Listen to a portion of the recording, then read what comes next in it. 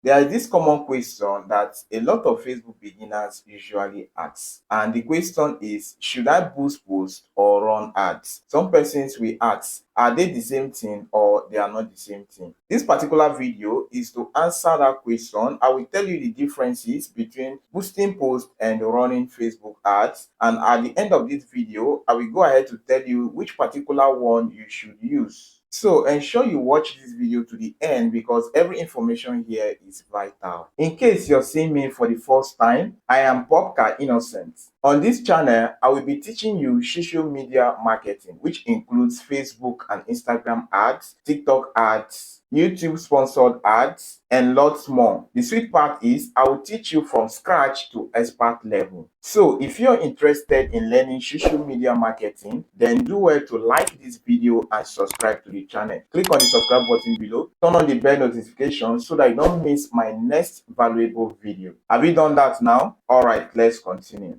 Boosting posts and running Facebook ads are both ways you can get more people to see your content, but they are not the same. Let me explain. Let's start with the boost post feature. The boost post feature is a quick promotion feature. I will say that it is the simplest way to advertise on Facebook. This particular feature was introduced by Facebook when they started encouraging pages to run ads, and they brought this feature so that page owners can just click on the boost posts and their posts will reach more audience. To boost a post on Facebook, you will just need to make that post on your Facebook page. When you make the post, you will see the boost post button under that post. All you just need to do is to click on that boost post button and follow the prompts. In boosting a post, you can choose a basic audience, like people who like your page and their friends. The boost post feature was mainly designed to get more likes, comments, and awareness. It has limited control over ad placement, targeting, and objective. I will simply say that the boost post feature is best for quick promotion, brand awareness, or engagement boost. On the other hand, running Facebook ad is more advanced and strategic marketing. This is more powerful and customizable way to advertise. Running Facebook ads allows you to create an ad from scratch using the Facebook Ads Manager. You can use the Facebook Manager app or you access it through the website. This allows you to get advanced targeting options using location, age, interest, behavior of your audience, and demographics. You can also choose different ad objectives like website traffic, engagement objective, awareness, lead generation objective, app install, or conversion. The Facebook ad feature